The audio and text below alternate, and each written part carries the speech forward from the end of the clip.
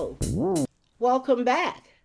It's so nice to see you back and to see you working on self development and personal growth. I've been trying that.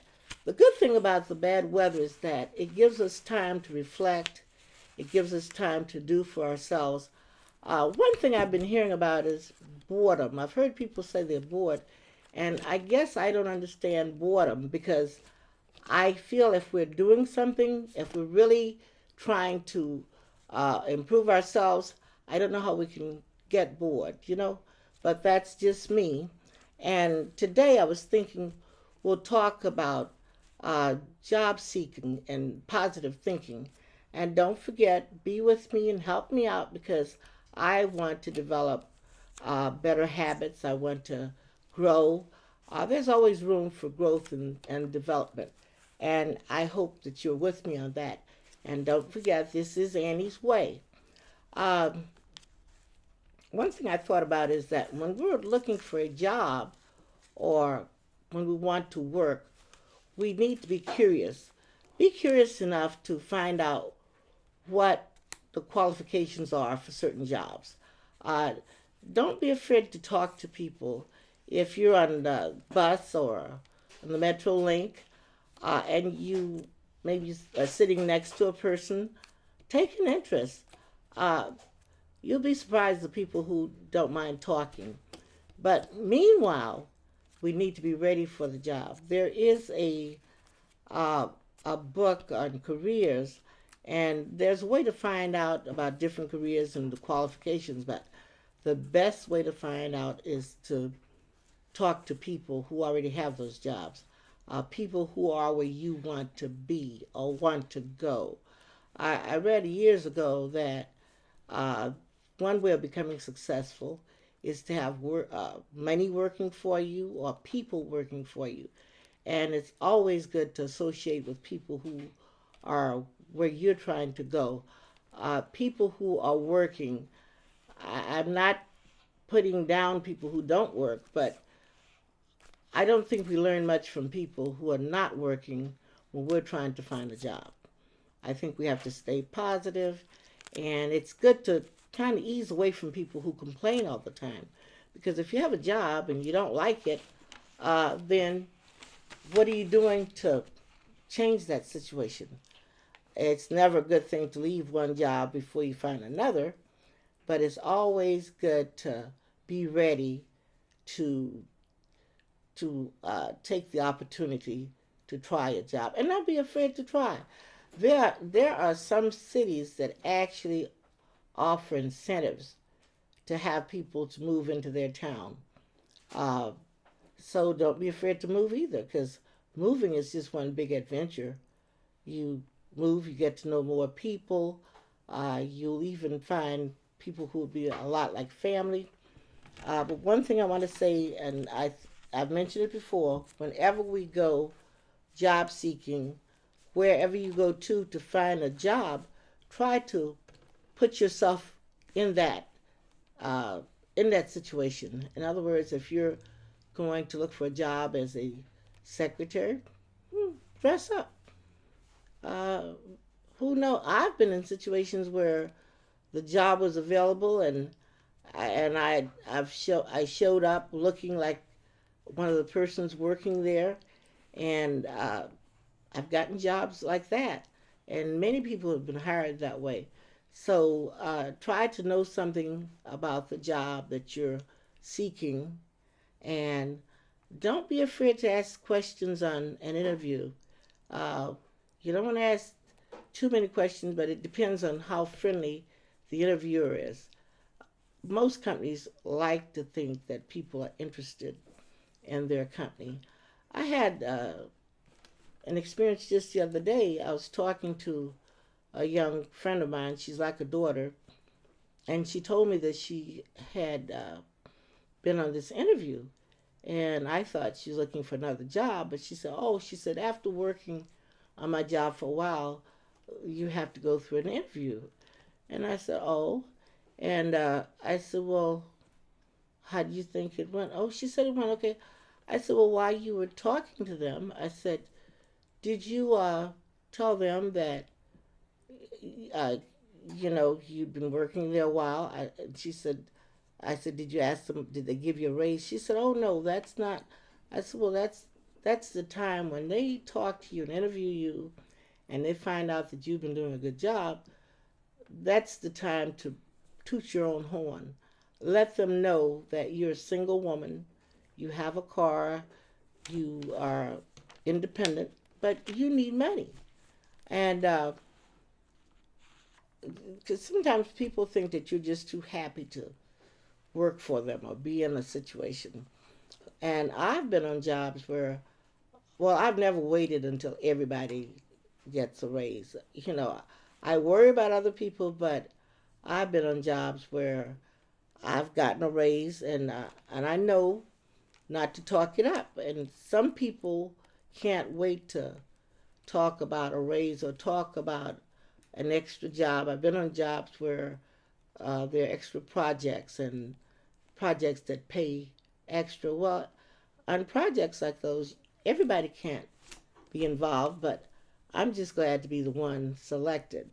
So be sure that you do a good job, but also let your supervisor and her supervisor, and even if you have communication with the big boss, let them know that you're available to work, but you also need money. And one thing you can toot your horn about is if you don't have any children, if your children are grown or and they're gone, that makes you that's a plus for you because that says that you're available for a little overtime or extra project work, and so you need to talk yourself up.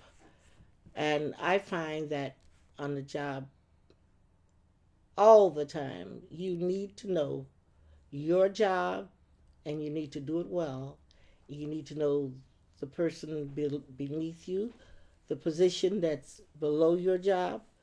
You should know that down to a T. Now, I know I've heard some people say, well, I don't want to do that job. Well, I'm not saying that you should go and compete for that job that's beneath your position. But think about it. If that person got sick and they can't find a substitute for that person, so what if they ask you to do that job? They're going to pay you your pay.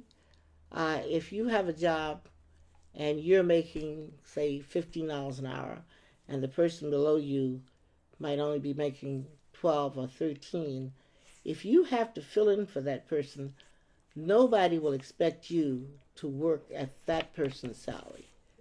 So I guess this is an experience I should offer too. I remember when I was working, and we had a problem one day. The uh, a water pipe had busted in the girls' restroom, and water was running out to the hallway. Well, I took a chance and put out cones, and I was trying to get the water up. And a little fifth grade student came to me and she said, "Oh, Miss Green, I didn't know you were a janitor." I said, "Honey, no, I'm not a janitor." I said, "But I know how to do a janitor's job." I said, "And for the pay, for what I'm being paid, I don't mind." I said, "I don't mind drying up this water." It was not beneath me to help out for safety's sake. In my case, the custodians had to unload the food truck, so they were outside, and I was upstairs, and I was not about to just leave that water rushing out into the hall without trying to do something about it. We had a teacher who was pregnant, and she headed toward the water. And I had to remind her that I put the cones out, because I knew that it would be a liability if this person had fallen. And so I look out for that too. You have to take care of your job, and just like a good boss takes care of you, you need to take care of your boss or your supervisor. You, if you like where you're working and people are good to you, then you need to show them that you appreciate it. And I've always made it my business to know my boss's job. I don't think I've ever worked for a person and not know that person's job. And not only do I know it, but every chance I get, I would practice that job because I know my supervisor makes more than me, but if I make a mistake doing her work or his work, it's not going to cost me anything. So I can perfect his the skills I need to do his job without it costing me anything. So some there have been times when I've actually had to make decisions. If my boss is gone and everybody is trying to decide what to do, I'll come up with an answer, and I try to make sure it's one that's going to work. So think about it. That's how you gain knowledge and how you get promoted. In fact, I got promoted on the job once from part-time help to division manager, and I got that job because I worked part-time. My boss first she fell and broke her arm, and I knew her job so well I could just move right into it. I did her job, and then she came back to work after she healed, and the poor lady broke her hip. I stepped in, I did her job, and the company found out that she was not coming back to work. So the job went up for bid. Yep, I had the nerve, as some people said, whatever make you think that you could bid on that job? I said, well, for one thing, I thought I could bid on it because I've done that job. I said I've done it, and I've done it for free. I mean, I was paid a clerk salary, but there I was performing as a department manager. So when the job came up for bid, I bidded on the job, and I made it clear that this is no joke. Because I've always been a funny person, or a person you could joke with. In fact, this was at Sears Roebuck when they were in East St. Louis. We were a union store, and when a job would come up, a lot of times the guys would joke and put my name as the bidder on the job, even if it was in the mechanic shop, automotive, or wherever.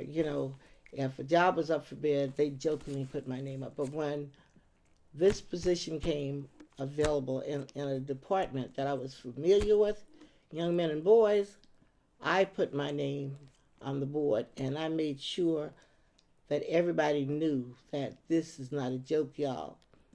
I bidded on that job, and I put a lot on the company's mind too. Well, I got the job, and that's how you could get to prove yourself.